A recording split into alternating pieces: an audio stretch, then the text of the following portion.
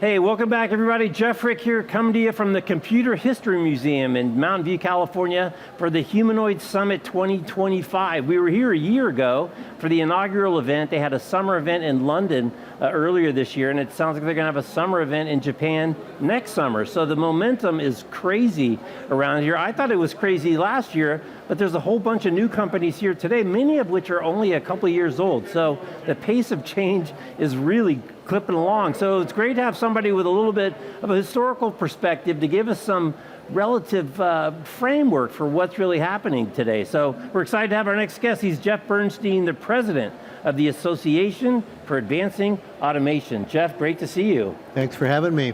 I mean, is there any more advancing automation than what we're seeing going on right here over the last couple of days? Well, certainly we're moving forward in humanoids. So let's talk, before we turn on the cameras, you said you've been at this for a little while, and specifically for the industrial robot revolution that hit manufacturing, which now we see anytime you watch any video of any factory, the robots are all over. So I wonder if you can share some of the lessons that we can learn from that, some of the time frames so people can get adjusted as to what's real. How long does it really take for new processes to get in? Yeah. What can we learn from that first kind of round of robot, both success and, as you said, some early failures and some missed expectations? Yeah, you know, the first industrial robot was introduced in 1961. 1961. In a GM factory in New Jersey. And what did it do? Oh, some, welding or some, pick up something, machine tending, material handling, something. Okay. But the point is that in the 60s, robot applications were slow to develop in the US. Joe Engelberger was the founder. He licensed the technology to Japan. Japan became all in on robotics. They realized they had an aging population or they had issues. They wanted to improve. When I grew up, products made in Japan were considered inferior. Right. So they put robots to use. They became the leaders in industrial robot adoption, in part because of a national strategy. Fast forward to today, who has the national strategy on robotics? China. And China has dwarfed everyone in terms of their application.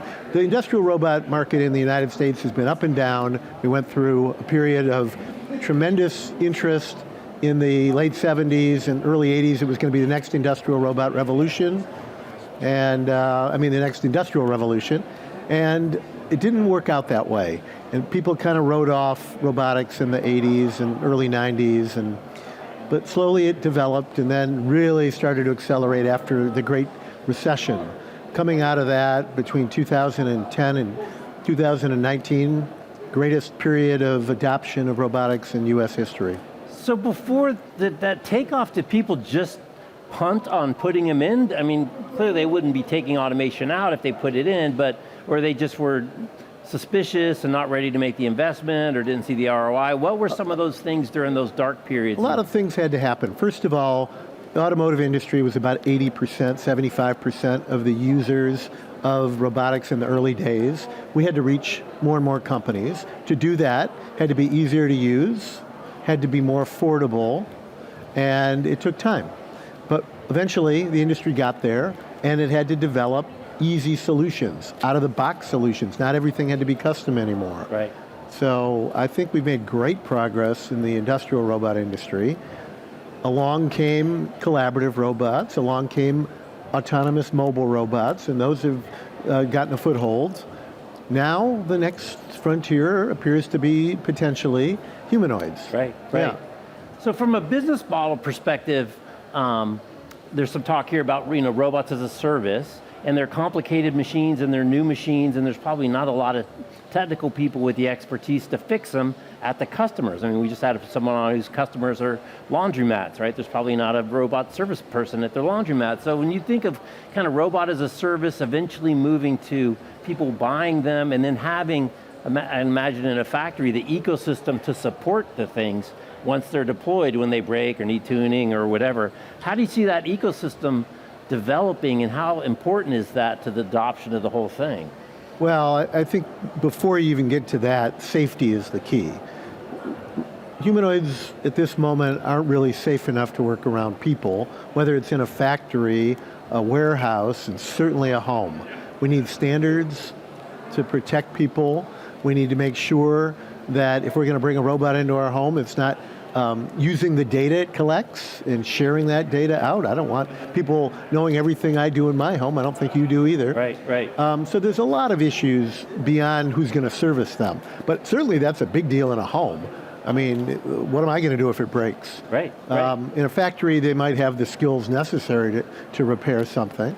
But yeah, that's an issue. And what about, again, I think it kind of follows on to your safety comment, pesky things that you have to have in place to do business, like insurance. And all these kind of governance and regulations and safety things, not necessarily that doesn't hurt anybody, but safety in terms of the business and the financial risk, and also for the vendor. How did those things evolve the last time, and how do you see that evolving going forward? Well, those things evolved, but part of it is because there were standards that were developed. Our association developed the first American National Robot Safety Standard in 1986. It became the basis of the International Standards Organization Safety Standard. So people knew, like if you were following this standard, you could safeguard robots and you wouldn't be at as much risk from a business standpoint. Like if you're not following the standards, OSHA might come in and shut you down and you could have all kinds of lawsuits against you. So this standardization is critical, and we're working on humanoid robot safety standards right now.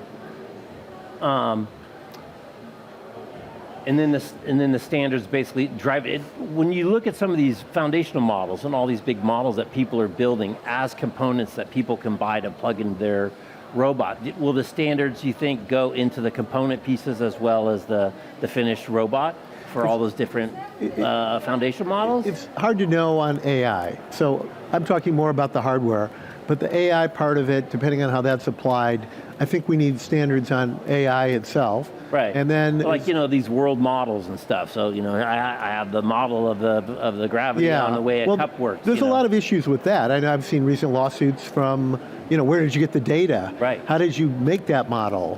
What did you surf on the internet to develop your model? Whose data was it in the first place? So I've seen a lot of those issues. Yeah. That could be legal issues, yeah. So you had a panel earlier talking about robotics in China. I didn't get to see the whole thing, but as you mentioned already, one is that China has a national policy. It's a strategic importance of the country. And the other funny thing was one of the other panelists said he was on the Great Wall of China and a robot, a drone dropped off his Starbucks coffee, which is kind of fascinating. Or you think of, say, Japan, where you have the vending machine culture, which isn't necessarily a robot per se, but just this acceptance of technology solutions seems to be a lot more progressive in Japan, and you even said it was back in the industrial robot days, and in China today. Is that a cultural thing? Do we have a hang up here? Yeah. What's the big difference? I think one of the big differences is when we think in the US about robotics, a lot of time people think Terminator. The Hollywood culture has kind of scared people about what a robot is and what it might mean not only to you personally, but to your job. And so we have that barrier to overcome. Japan has always had a different view. It's why I think adoption happened more quickly in Japan, is that they see robots in their literature and in their culture as friendly. Now China is working really hard to build that support among their populace. I just spoke at the World Robot Conference in Beijing in August, and this event had more than 50 humanoid companies exhibiting, and they open it up to the general public. That way, you get little kids in there, they get comfortable seeing robots, they're fascinated by the technology, their parents are interested. This builds more acceptance than it does fear. Right, comfort. When you think of opportunities in verticals and categories of business, what are some of the ones that maybe are less obvious? I mean, we know not construction, but we know inside the factory, we've had a lot of talk about logistics and material handling, a little bit of talk about home health care. Are there some interesting segments that you've seen talking to the people that you talk to and the places you go that maybe are under the radar, that people don't really see this great opportunity? Hospitals, we just had a great presentation on all the different applications of robotics that are potential in the hospital, in the pharmacy, in working with the nurses to do the tasks that the nurses don't want to do because they want to spend time with the patients. Right. even with the patients, there are robots out there that are making the patients more comfortable. So I think there's a lot of application areas that we haven't even fully explored yet that go well beyond manufacturing logistics. The home, I think we're a lot further away from. You can envision possibilities of a robot in your home doing tasks that you don't want to do. Could be cooking, cleaning, but it's not clear yet that the humanoid form factor is how it's going to go. It could be a specific purpose robot that cooks your dinner, and another one that folds your laundry and irons it. Right. Doesn't necessarily have to be one robot. Right. So getting to the end of the year, 2025 is coming to a close. What are some of your priorities? What are you excited about for next year? Well, from an association standpoint, we've been spending a lot of time in Washington, D.C., trying to convince the U.S. government that we need a national robotics strategy.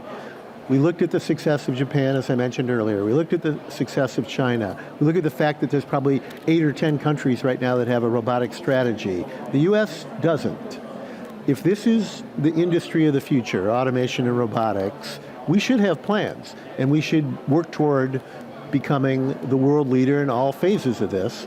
Right now, we're certainly the leader, I believe, in AI, but when it comes to robotics, maybe not so much. Got to give them the new vocabulary. Robotics is embedded AI, then you're already in. Well, we're talking AI, right? We're talking in that language, and we're getting close. Seems to work for them. There's a lot of receptivity. Yeah. We're finding a lot of people understanding this in Washington now, that a national strategy would be useful. Yeah, good.